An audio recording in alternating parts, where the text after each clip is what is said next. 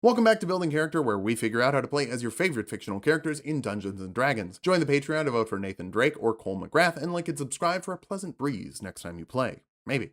Today we're building Kung Lao from Mortal Kombat, a staunch pacifist, relatively speaking. Pacifists in the Mortal Kombat universe wear buzzsaw hats to cut people's limbs off, but they feel kind of bad about it afterwards. The answer is blowing in the wind.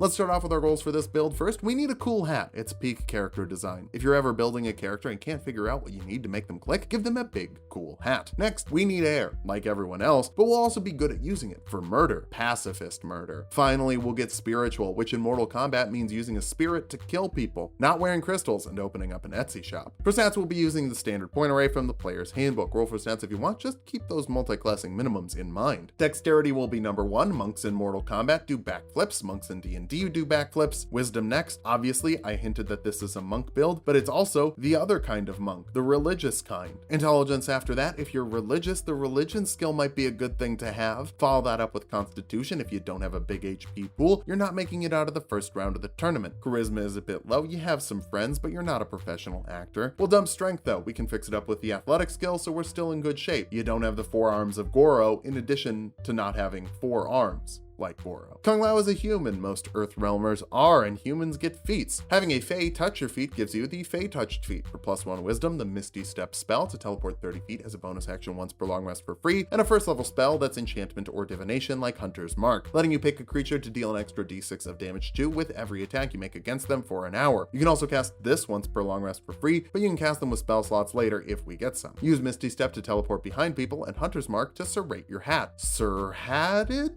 Bump your dexterity and wisdom with your 2 free points, take history for your skill of choice, and take the acolyte background for religion and insight proficiency. So you can be religion monk before we start punch monking. And we are gonna start punch monking, or just a monk as they're called in the player's handbook, letting you grab 2 skills from the monk list, like athletics and acrobatics, so you'll be shredded while you're shredding people peacefully. Martial arts lets you make unarmed attacks using your dexterity modifier. They deal 1d4 damage as well. You can make one with a bonus action after you make one with your action, or attack with a monk weapon. That's a simple melee weapon that you reflavor and isn't simple or heavy. It also gets to use your dexterity modifier. Hand axes are a great option, dealing 1d6 slashing damage, and they have the throne property. That's an axe hat, baby. You can't use martial arts while you're wearing armor, so use unarmored defense, making your AC 10 plus your dexterity and wisdom modifier when you're not wearing armor, helping you dodge and block. I don't dodge or block, but you should. Let's bounce over to Cleric now for the religious kind of monk, specifically a Tempest Cleric since you're working with Raiden. I know I built Raiden as a player character, but pretend I didn't, okay? Actually, go watch that video and then pretend I didn't. This gives you Wrath of the Storm, letting you force a dexterity saving throw on creatures who hit you with an attack within 5 feet of you, dealing 2d8 lightning or thunder damage. If they fail, have as much damage to those that succeed. You can do this an amount of times per long rest equal to your wisdom modifier. I'd choose thunder, considering the thunder of your vengeance will echo through this tournament like the gusts of 1,000 winds. Speaking of thunder, as a Tempest Cleric, you get the Thunder Wave spell for free, forcing a Constitution saving throw on creatures in a 15-foot cube, dealing 2d8 thunder damage to those that fail and pushing them back 10 feet, half damage and no pushing if they succeed. For other first level spells, Shield of Faith adds 2 to a creature's AC for up to 10 minutes depending on your concentration. For some Warding Wind, that would bring your AC up to 18. I could aim for the Warding Wind spell, but I'll be honest, this is a much better option. Finding a way to fit Warding Wind in would take a bunch of levels I don't want to waste. Bless will just make you and 2 friends better, letting you pick 3 creatures to gain an extra d4 for their attack rolls and saving throws for up to a minute depending on your concentration. Guidance and Resistance are pretty similar, but they're cantrips that let you give individual creatures a d4 for an ability check or saving throw, respectively. All that training really paying off. Second level clerics can channel divinity, calling in Raiden for some assistance once per short rest. All clerics can turn undead, forcing a wisdom saving throw on undead creatures and making them dash away if they fail. I'm guessing Noob Saibot will pass, but I hope he doesn't. That dude hits hard. Destructive Wrath lets you forego rolling to just deal maximum damage with your thunder or lightning spells. It's really good, namely because of Thunder Wave's big radius. If you get 9 creatures in that window and deal 16 damage to each of them, that means you're dealing 144 total damage with a first level spell. Wind is powerful. I wish we could use wind for power in the real world. Third level clerics can learn 3rd level spells. Tempest clerics get Shatter for free, forcing a Constitution saving throw on creatures in a 10-foot radius, dealing 3d8 thunder damage to those that fail, half as much to those that succeed. Or if you're doing the Destructive Wave on 12 creatures that would fit into that 10-foot radius sphere, that's 24 thunder damage to each, or 288 total total damage with a second level spell. Too bad you only fight one person at a time in a straight line. You do great with crowd control. Gust of Wind forces a strength saving throw on creatures in a 60-foot line, pushing them back 15 feet if they fail. Even if they succeed, their movement through that line will cost twice as much. It's the most straightforward wind spell because it's a line that's straightforward. For your spell of choice, Spiritual Weapon makes a floating weapon that you can move and make a melee spell attack with using your bonus action, dealing 1d8 plus your wisdom modifier in force damage. Make it look like a hat, and we can have a hat that you can fly like a remote control helicopter, but with a blade on it. Well, I guess helicopters have blades. A bigger blade lasts for a minute and doesn't require your concentration. It's one of my favorite spells. 4th level clerics get an ability score improvement. Since wisdom will help your spirit hat and also boost your AC as a monk, it's a great investment for a monk.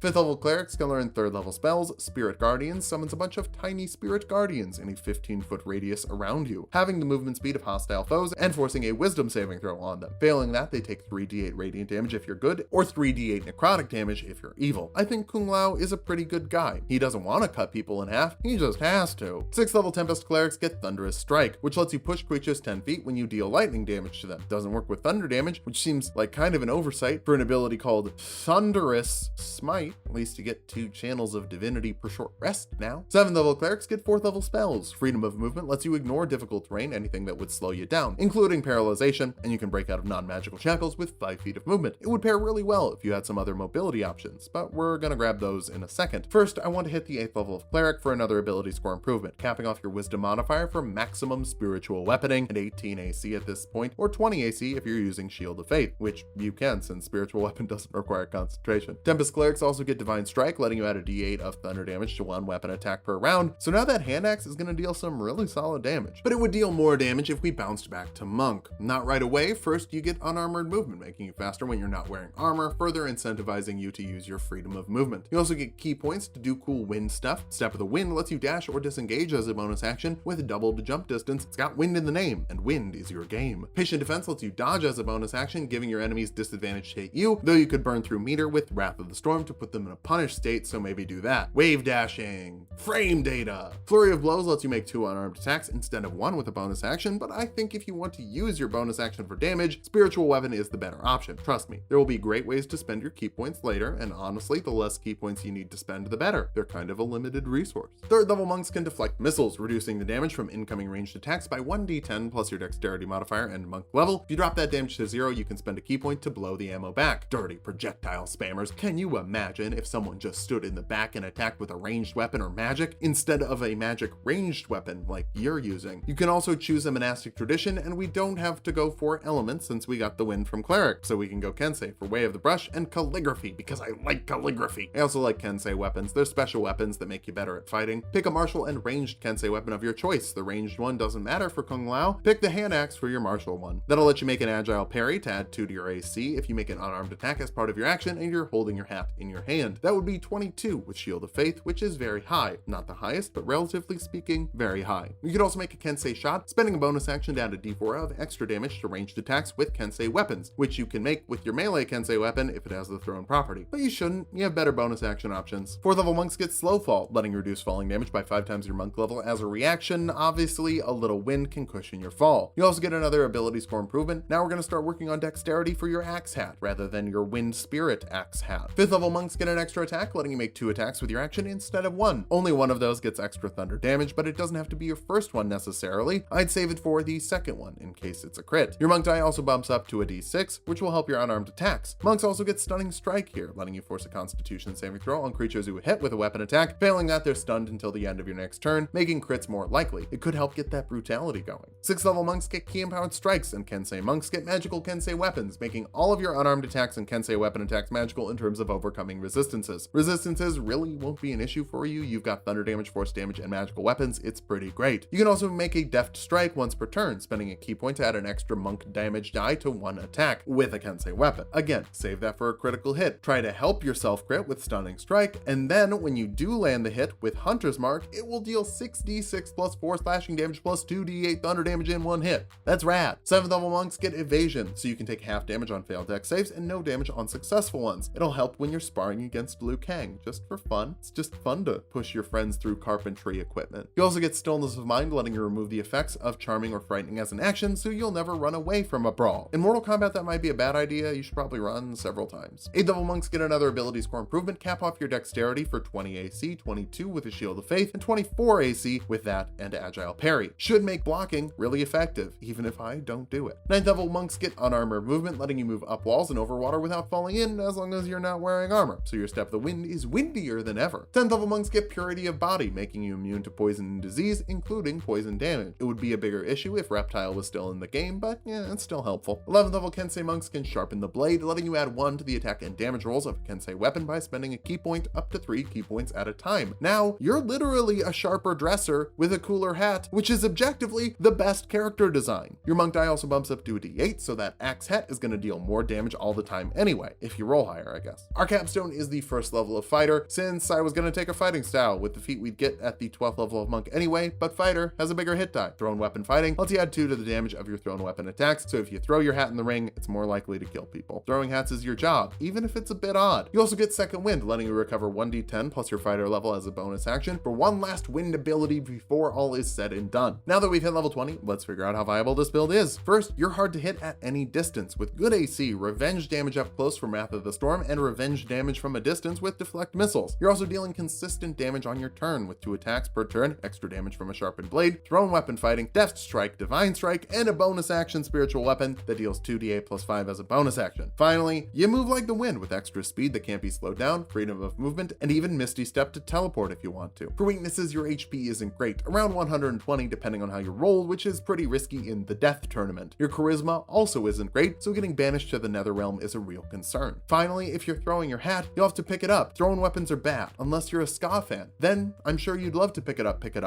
Honestly though, I had to stretch for those weaknesses. Turns out Cleric and Monk is a very good combo, and if you've got good combos, you're set for Mortal Kombat. Blow in, blow out, and razor blade any baddies who would threaten the Earthrealm. Just watch out for violent individuals who would interrupt your pacifism. I don't have the stomach for a lot of blood and gore. Thanks for watching. If you liked the video, subscribe for more. We make 2 videos every week. Join the Patreon to vote for Nathan Drake or Cole McGrath, and sub to Tulok and Mango for more Tulok fun.